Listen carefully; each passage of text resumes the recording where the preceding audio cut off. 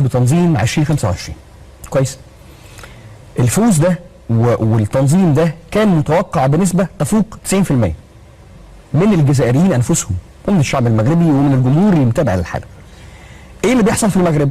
مخلي انه ترشحها لاستضافه البطوله امر طبيعي جدا وامر منطقي جدا وامر نسبها فيه وحظوظها فيه توصل للنسبه دي، لانه بقى لنا فتره على كده. ده رقم واحد. رقم اتنين، انسحاب الجزائر هل هو انسحاب له علاقه بالتطوير والاعمال الانشائيه زي ما كان الكلام داير، ولا في ما هو اكثر من ذلك؟ نبدا الاول بالمغرب بعد كده نروح للجزائر. نبدا بالمغرب. يلا فهمت. طيب هو امر متوقع جدا. يعني برضو عشان ما نناقضش نفسنا وما نناقضش الاحداث وما نناقضش المنطق. المنطق بيقول ان المغرب كانت المرشح الابرز لاستضافه كاس افريقيا 2025 اللي كانت في منافسه مباشره مع الجزائر وزامبيا وملف مشترك ما بين نيجيريا وبنين. ليه الجزائر لا وليه المغرب ما ينفعش ابدا نستثني او نتغافل انجاز منتخب السيدات في كاس العالم، انجاز منتخب الرجال في كاس العالم، فوز الوداد بدوري ابطال افريقيا 2022، التنظيم المبهر لكاس العالم للانديه 2022. بس هنا لازم نقول الموضوع كله انه احنا بننظم 2013 و2014 و2014 و2018 و2022 وبطوله 2022 تحديدا بننظمها بشكل اكثر من رائع، خلى العالم كله يقول المغرب موجوده. ده رقم واحد. رقم اتنين، دي فيما يخص الخبرات السابقه في التنظيم. طبعا نظموا كاس للمحليين 2018 وكاس افريقيا للسيدات والكلام ده كله. في خبره في التنظيم، في خبره في التنظيم وبنيه تحتيه جيده والكلام ده كله. في في 6 استادات غير الاستادات الاحتياطيه اللي ممكن نعرضهم على الشاشه واحنا بنتكلم. ابرزهم على الاطلاق طبعا مولاي عبد الله بالرباط 66000 مقعد، ملعب طنجه 88000 مقعد، ملعب اكادير 66000 مقعد، ملعب مراكش 55000 مقعد، مركب محمد الخامس الشهير جدا 55000 مقعد، ملعب فاس الكبير 66000 مقعد، وكلهم مجهزين بغرف الفار. وتم وضع ملاعب بركان ووجده والقنيطره ومولاي الحسن والعبدي بالجديده والحسن الثاني بفاس كملاعب احتياطيه. بنتكلم على انه 5 ملاعب جاهزه بغرف الفار وليهم احتياطي 6 ملاعب، كانك بتكون فريق كوره يعني. 6 ملاعب في الدولات اللي جاهزين. واقل واحد فيهم 55000 مقعد، ده رقم مهول جدا. ممتاز. فكبنيه تحتيه المغرب موجوده. ماشي، حلو الكلام. كل ده بيصب في مصلحه المغرب عشان التنظيم، وبيصب في مصلحه المغرب كايمج، وهو ما اعلن عنه فوزي لقجع في تصريحاته بعد فوز المغرب او اعلان المغرب يعني انه احنا حققنا الهدف رقم 1، استنونا بقى السنه الجايه عشان الهدف رقم 2. ايه الهدف رقم 2؟ كاس العالم 2030 المغرب، اسبانيا، البرتغال، الملف المشترك في كاس العالم 2030. لازم الناس تشوف من دلوقتي. بالظبط كده. فلازم الناس تشوف قوه المغرب في التنظيم، ولازم الناس تشوف قوه الملف المغربي في تنظيم كاس الافريقيه، ولازم الناس تشوف المعادلتين مجتمعتين. مفهوم. انت قلبت الدنيا في كأس العالم كمستوى فني، لازم تقلب الدنيا على مستوى العالم كمستوى تنظيمي عشان الاثنين يقترنا ببعض. فالسنة اللي جاية لما يجي التصويت على كأس العالم 2030 المغرب يبقى، او المغرب واسبانيا والبرتغال تبقى حظوظهم اكبر، خاصة انه في ملف اخر مشترك الارجنتين وباراجواي واورجواي. في حاجة عايز اقولها هنا، انه استكمالا لكلامك، فكرة المغرب انها نظمت قبل كده مش بس ادى خبرة في التنظيم، هو ادى تأكيد للناس وحتى زملائنا الصحفيين لما راحوا غطوا في المغرب كذا مرة يعني. تم اختبار شبكة الطرق، المواصلات، الفنادق، التحركات اللي كانت جزء مهم جدا في كاس عالم قطر. صحيح.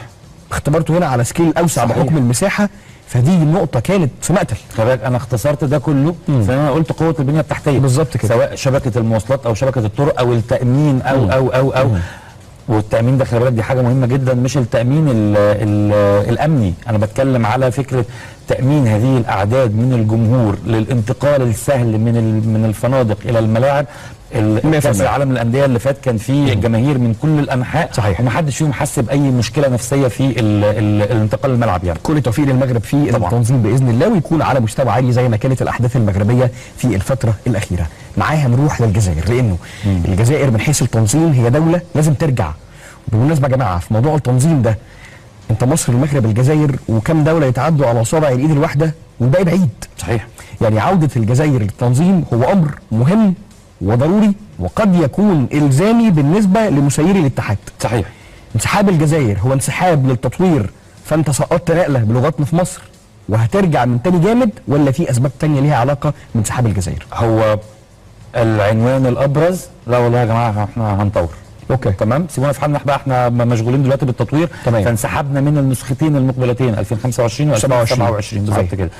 بريف سريع عن المنافسه في 2025 و2027. كانت الجزائر في 2025 بتنافس ملفات من المغرب وزامبيا ونيجيريا وبنين، زي ما قلت ملف مشترك من بين نيجيريا وبنين. وفي 2027 الجزائر والسنغال وبوتسوانا، وملف مشترك ما بين كينيا وتنزانيا واوغندا. تمام. حلو الكلام.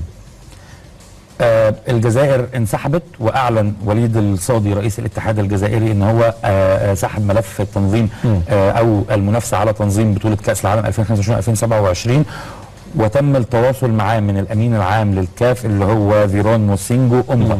حلو الكلام. اوكي. اومبا كان بيطالب وليد صادي مش ان هو يرجع في 25، ولكنه يتريث في قرار الانسحاب من تنظيم 2027 عشان لسه الامور فيها. ولكن هل هي للتطوير فقط؟ انا لا اعتقد. اوكي. كل الكلام اللي طالع من هناك واللي هنختمه بتصريح الحفيظ دراجي بتقول انه في سبب تاني قوي جدا في او سبب انسحاب الجزائر، وهو عدم وجود ممثل للاتحاد الجزائري او لكرة القدم الجزائرية داخل الكاف. وده غصة في حلق الاتحاد الجزائري لكرة القدم، خاصة بعدما خسر جهيد زفيزف رئيس الاتحاد السابق اللي هو اللي خلصت مدته يوم الثلاثاء اللي فات قبل تولي وليد صادي.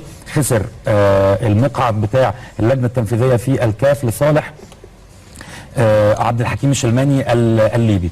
منذ تلك اللحظة والكرة القدم الجزائرية حاسة انه هي ملهاش ظهر في الاتحاد الافريقي لكرة القدم، زي ما المغرب ما دايما بتفتخر بوجود فوزي لقجع، زي ما مصر بتفتخر دوما بوجود المهندس هاني ابو ريده في الاتحاد التنفيذي للاتحاد الدولي، المكتب التنفيذي للاتحاد الدولي والاتحاد الافريقي. الاتحاد الجزائري حاسس ان هو لازم يكون ليه هذا الرجل، ان هو بس يبقى ليه صوت. بالظبط كده، يبقى ليه صوت. فحتى ذلك الحين نطور بقى، فحتى ذلك الحين نطور. وده اللي قاله صراحة لما في بوست كده نزله، قال لك عرفتوا ليه انسحبنا من 2025 2027 عشان 1 و2 و3، وقعد يعدد الاسباب وخساره كذا وخساره كذا. وبالمناسبه عشان ما حدش يدخلنا في القصه بتاعه مشكله مع المغرب او مشكله مع الجزائر او حفيظ دراجي في البوست بتاعه قال ان فوز المغرب بتنظيم 2025 هو امر متوقع ومنطقي ومنتظر. يعني هو شخصيا هو ما حدش بيقول ان المغرب خدت حاجه مش من حقها بالظبط كده، لكن بيقول ازاي انت تبقى احسن. هو ما بيتكلمش تحديدا على 2025، بيتكلم عشان المؤشرات كلها طبعا. في 2027 كانت رايحه انه الكاف يديها لملف التنظيم المشترك بتاع كينيا وتنزانيا واوغندا، فعشان كده هو الاتحاد الجزائري اعترض وما في ملناش صوت في الكاف وهكذا.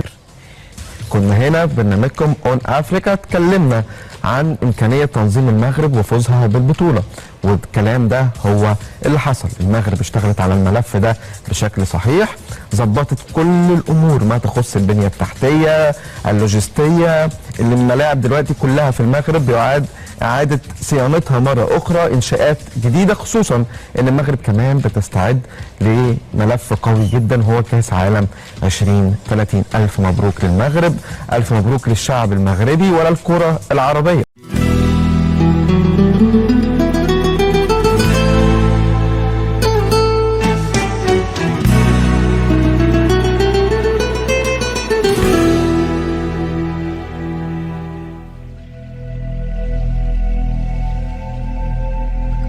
Thank you.